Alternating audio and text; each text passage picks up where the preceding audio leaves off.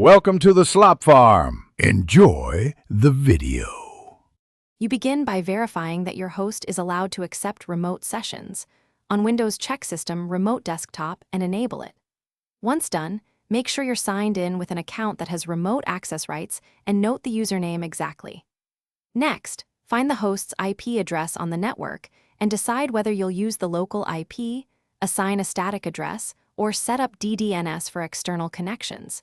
These choices determine how you reach the machine later. Now configure access.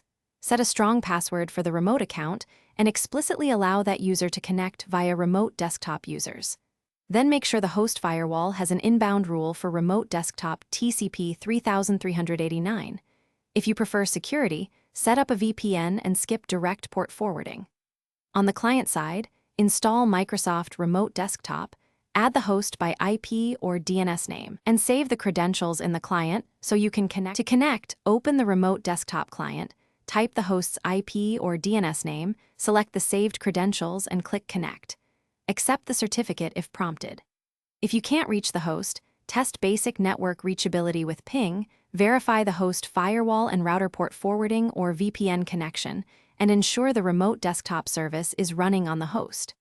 If problems persist, restart the remote desktop service, reapply the firewall rule, and try connecting from the same LAN to isolate external routing issues.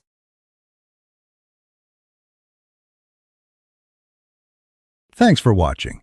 Consider subscribing if we helped you today.